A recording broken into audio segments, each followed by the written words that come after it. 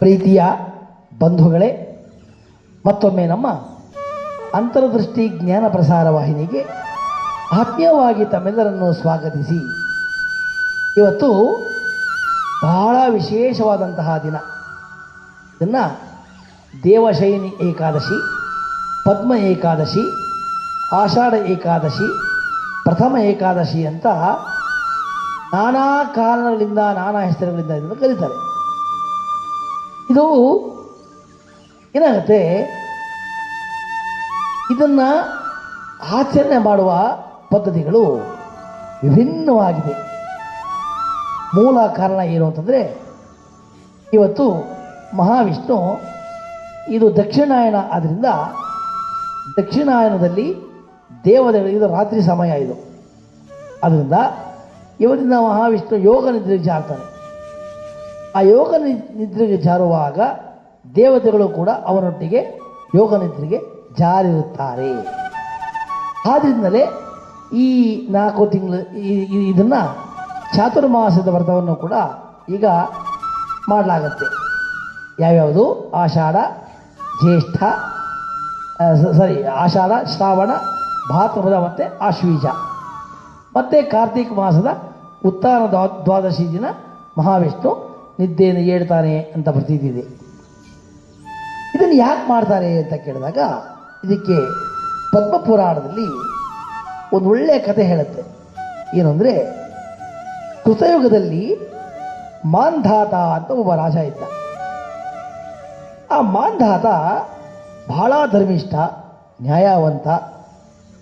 ಆಮೇಲೆ ಅವನು ಸದಾ ಪ್ರಜಾಚಿಂತಕ ಎಲ್ಲ ಕಡೆ. ಆಗ ಧರ್ಮದ 4 ಕಾಲಗಳು ಕೂಡ ಏಕಪ್ರಕಾರವಾಗಿ ಧರ್ಮ ಪೂರ್ತಿ ನಿಂತಿದ್ದರಿಂದ ಅದು ಧರ್ಮವೇ ನೆಲೆಯಾಗಿ ನಿಂತಿದ್ದಂತಹ ಕಾಲ ಅದು.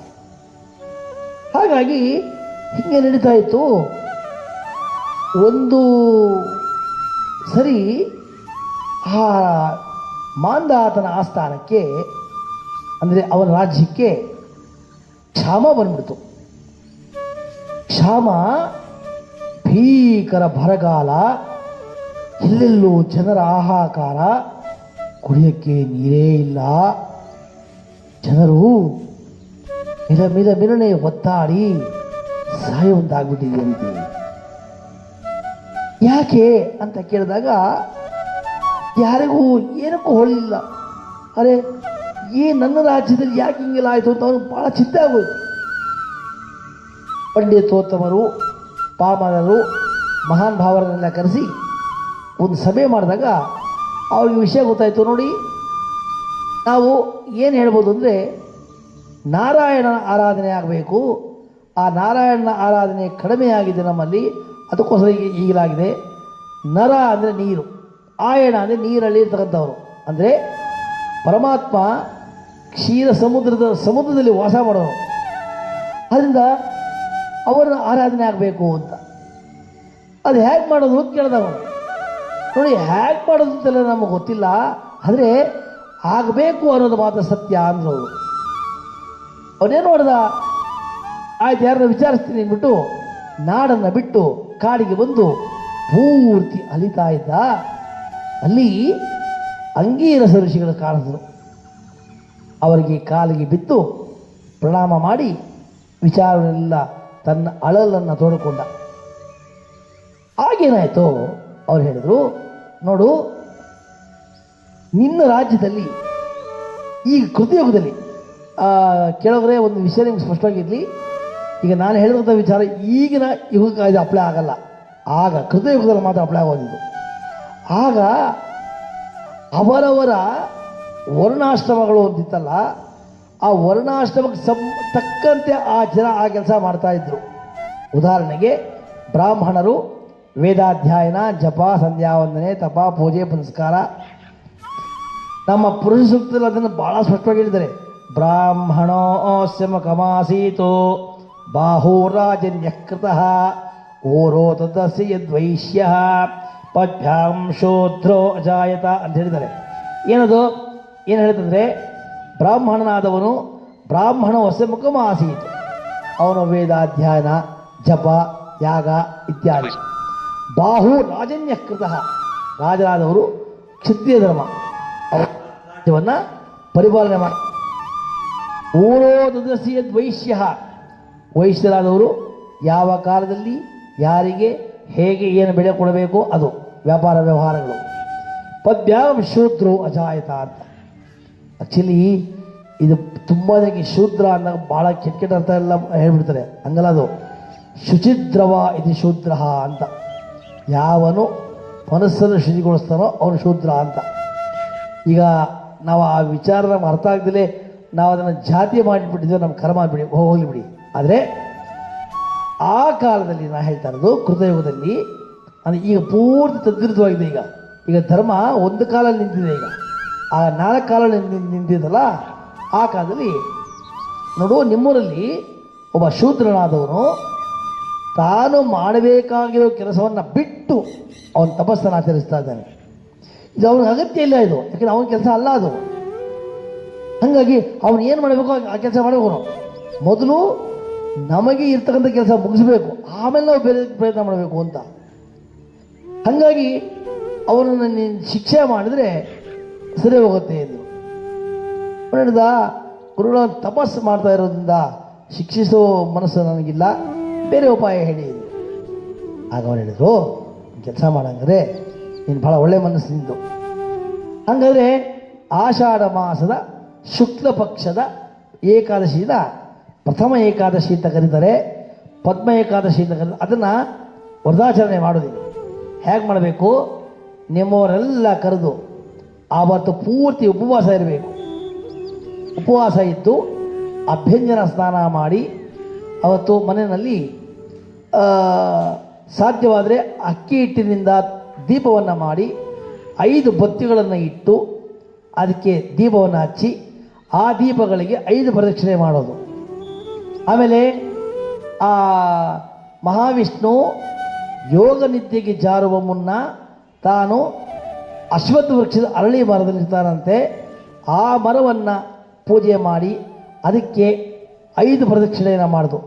ಮೂಲತೋ ಬ್ರಹ್ಮರೂಪಾಯ, ಮಧ್ಯತೋ ವಿಷ್ಣು ರೂಪಿಣಿ, ಅಗ್ರದೋ ಶಿವರೂಪಾಯ, ವೃಕ್ಷರಾಜಾಯತೆ ನಮಃ ಅಂತ ಹೇಳಿ ಪ್ರಾರ್ಥನೆ ಮಾಡೋದು. ಇಲ್ಲವೋ ನಿಮ್ಮ ಮನೆಯ ಮುಂದೆ ತುಳಸಿ ಗಿಡ ಇರ್ತದೆ, ಅದರ ಮುಂದೆ ದೀಪವನ್ನು ಇಟ್ಟು ಅದಕ್ಕೆ ಪೂಜೆಯನ್ನು ಮಾಡಿ ಆ ದೀಪಗಳಿಗೂ ಮತ್ತು ತುಳಸಿಗೆ 5 ಪ್ರದಕ್ಷಿಣೆಯನ್ನು ಮಾಡಿ ನಮಸ್ಕಾರ ಮಾಡಿದರೆ ನಿನ್ನ ರಾಜ್ಯದಲ್ಲಿ ಎಲ್ಲವೂ ಸರಿ ಹೋಗುತ್ತೆ ಅಂತ ಅಂಗೀರಸರು ಮಾಂಧಾತನಿಗೆ ಹೇಳಿದ್ರಂತೆ. ಅವನು ಅದನ್ನು ಅತ್ಯಂತ ಶ್ರದ್ಧಾಭಕ್ತಿಯಿಂದ ತನ್ನ ಜನಗಳ ಕೈಯಲ್ಲಿ ಮಾಡಿಸಿದಾಗ ಮಾರನೇ ದಿನ ದ್ವಾದಶಿ, ಆ ದ್ವಾದಶಿ ದಿನ ಪಾರಣೆ ಅಂದರೆ ಅವತ್ತದನ್ನು ಊಟವನ್ನು ಮಾಡಿ ಆ ಉಪವಾಸವನ್ನು ಸಮಾಪ್ತಿಗೊಳಿಸಿದ್ರು. ಇಲ್ಲಿ ಉಪವಾಸ ಅಂದರೆ ಉಪ ಅಂದರೆ ಹತ್ತಿರ ಅಂತ. ಹತ್ತಿರ ಇರ್ತಕ್ಕಂಥದ್ದು ಏನು? ಹತ್ತಿರ ಇರ್ತಕ್ಕಂಥದ್ದು ಅಂತಂದರೆ ನಮ್ಮ ಮನಸ್ಸು ಏಕಾಗ್ರತೆಯಿಂದ ಒಂದು ಕೆಲಸವನ್ನು ಮಾಡ್ತಕ್ಕಂಥದ್ದು. ಪೂಜೆಯಲ್ಲೋ, ಯಾಗದಲ್ಲೋ, ಯಜ್ಞದಲ್ಲೋ, ಭಜನೆ, ಫಸ್ಟ್ ಆಫ್ ಆಲ್ ಜಾಗರಣೆ ಎಚ್ಚರಿಕೆ. ಅಂದರೆ ನಮ್ಮ ಮನಸ್ಸು ನಮ್ಮ ಹಿಡಿತದಲ್ಲಿ ಇಟ್ಕೊಳ್ಳುವಂಥ ಪ್ರಯತ್ನ ಮಾಡುವುದೇ ಜಾಗ್ರತೆ. ಈ ಆ್ಯಕ್ಚುಲಿ ಇವತ್ತು ಹೆಂಗೆ ಮಾಡಬೇಕು ಅಂದರೆ ಜಾಗರಣೆ ಮಾಡಬೇಕು. ಬೆಳಗ್ಗೆಯಿಂದ ಉಪವಾಸದಿಂದ ಇದ್ದು 5 ದೀಪಗಳಿಗೆ 5 ಬತ್ತಿಯನ್ನು ಹಚ್ಚಿ ಆ ನಮಸ್ಕಾರ ಮಾಡಿ ಮನೆಯಲ್ಲಿ ಷೋಡಶೋಪಚಾರ ಪೂಜೆಯನ್ನು ಮಾಡಿ ನಂತರ ಇವತ್ತು ಸಾಧ್ಯವಾದರೆ ಉಪವಾಸವಿದ್ದು ರಾತ್ರಿಯೆಲ್ಲ ಪೂಜೆ ಜಾಗರಣೆ ಮಾಡಿ ನಾಳೆ ಬೆಳಗ್ಗೆ ಅಂದರೆ ದ್ವಾದಶಿ ದಿನ ಬೆಳಗ್ಗೆ ಉಪವಾಸವನ್ನು ಮುಗಿಸಿ ಆಮೇಲೆ ಎಲ್ಲವನ್ನು ತತ್ಶ್ರೀ ಕೃಷ್ಣಾರ್ಪಣ ಮಸ್ತು ಅಂತ ಎಲ್ಲವನ್ನು ಅವನಿಗೆ ಸಮರ್ಪಿಸಿದರೆ ನಮಗೆ ಗೊತ್ತಿದ್ದೋ ಗೊತ್ತಿಲ್ಲದಿರೋ ಮಾಡಿರ್ತಕ್ಕಂಥ ಪಾಪಕರ್ಮಗಳೆಲ್ಲವೂ ಅವನನ್ನು ಸ್ವೀಕಾರ ಮಾಡ್ತಾನೆ ಅಂತ. ಹಾಗಾಗಿ ಇವತ್ತು ಆ ಒಂದು ಪುಣ್ಯವಾದಂತಹ ಸ್ಮರಣೆ ಮಾಡುವಂಥ ದಿನ ಇವತ್ತು. ಇದನ್ನು ನಾವು ಪ್ರಥಮ ಏಕಾದಶಿ, ಪದ್ಮ ಏಕಾದಶಿ, ದೇವಶೈನಿ ಏಕಾದಶಿ ಅಂತ ಕೂಡ ಕರಿತೀವಿ. ಇವತ್ತು ಮಹಾವಿಷ್ಣು ಯೋಗ ನಿದ್ದೆಗಿದೆ. ಆದರೆ ನಾವು ಅರ್ಥ ಮಾಡ್ಕೋಬೇಕು, ಅವ್ರು ನಿದ್ದೆ ಮಾಡಿದ್ರೆ ಅವ್ರ ನಿದ್ದೆ ಬೇರೆ, ನಮ್ಮ ನಿದ್ದೆ ಬೇರೆ. ನಮ್ಮದು ಗಾಢವಾದಂತಹ ನಿದ್ದೆ, ಹೌದು, ಹಾಗಲ್ಲ ಅದು. ಅವರು ನೋಡಿ, ಯಾರೇ ಆಗಿರಲಿ, ಇವಾಗ ದೇವತೆಗಳಾದರೂ ಕೂಡ ನಮ್ಮನ್ನು ರಕ್ಷಣೆ ಮಾಡಬೇಕಾದ್ರೆ ಅವ್ರಿಗೆ ಶಕ್ತಿ ಬೇಕಲ್ವೇ? ಆ ಶಕ್ತಿಯನ್ನು ಪಡ್ಕೋಬೇಕಾದ್ರೆ ಅವ್ರ ಧ್ಯಾನ ಇತ್ಯಾದಿ ಅವರು ಸಾಧನೆ ಮಾಡಬೇಕಲ್ಲ. ಅವರು ಸಾಧನೆಗೆ ಇಳಿದಿರ್ತಕ್ಕಂತಹ ಸಮಯ ಇದು. ಆದ ಕಾರಣದಿಂದಲೇ ಯಾವುದೇ ಕಾರಣಕ್ಕೂ ಯಾರೂ ಈಗ ಧಾರ್ಮಿಕ ಕೆಲಸಗಳನ್ನು ಮಾಡೋದಿಲ್ಲ. ಇದಕ್ಕೆ ಸಂಪೂರ್ಣವಾದಂತಹ ವಿವರವನ್ನು ನಾನು ಮುಂದಿನ ವಿಡಿಯೋದಲ್ಲಿ ಕೊಡ್ತೀನಿ. ಯಾಕೆ ಮಾಡಲ್ಲ ಅಂತ ನಾನು ಮುಂದೆ ಕೊಡ್ತೀನಿ. ಇವತ್ತು ಸದ್ಯಕ್ಕೆ ಇಷ್ಟನ್ನು ಹೇಳಿ, ಇವತ್ತು ಬಹಳ ವಿಶೇಷವಾದಂತಹ ದಿನ. ಈ ಏಕಾದಶಿಯನ್ನು ಅರ್ಥಪೂರ್ಣವಾಗಿ, ನಿನ್ನೆ ಯಾರು ತಮಾಷೆ ಮಾಡಿ ಹೇಳ್ತಾ ಇದ್ರು, ಏಕಾದಶಿ ಹಬ್ಬ ಬಂದಿದೆ ಅಂದ್ಬಿಟ್ಟು ಇಷ್ಟ ಬಂದಂಗೆ ಕೂತ್ಕೊಂಡು ನಾವು ಭಕ್ಷ್ಯ ಭೋಜಗಳನ್ನು ಮಾಡಿ ಊಟ ಮಾಡೋ ದಿನ ಅಲ್ಲ ಇವತ್ತು. ಶಾಸ್ತ್ರಕ್ಕೆ ವಿರುದ್ಧವಾದಂಥ ಕೆಲಸ ಮಾಡಬಾರ್ದು. ಸರಿಯಾಗಿ ತಿಳ್ಕೊಂಡು ಮಾರ್ಗದರ್ಶನಗಳನ್ನು ಪಡ್ಕೊಂಡು ಆಮೇಲೆ ಪದ್ಧತಿಗೆ ಅನುಸಾರವಾಗಿ ನಾವು ಆ ವ್ರತವನ್ನು ಮಾಡಿ ಆ ಮಹಾವಿಷ್ಣುವಿನ ಕೃಪೆಗೆ, ಯಾಕೆಂದರೆ ಮುಖ್ಯವಾಗಿ ಇವತ್ತು ಅವರು ವಾಮನ ಅವತಾರದಲ್ಲಿರ್ತಕ್ಕಂಥವ್ರು. ಹಾಗಾಗಿ ಆ ವಾಮನನ ಕೃಪೆಗೆ ನಾವೆಲ್ಲರೂ ಪಾತ್ರರಾಗೋಣ ಅಂತಕ್ಕಂತಹ ಮಾತನ್ನು ಹೇಳಿ ಇವತ್ತಿನ ಈ ಸಂಚಿಕೆ ನಿಲ್ಲಿಗೆ ಮುಗಿಸ್ತೇನೆ. ತತ್ ಶ್ರೀಕೃಷ್ಣಾರ್ಪಣಮಸ್ತು.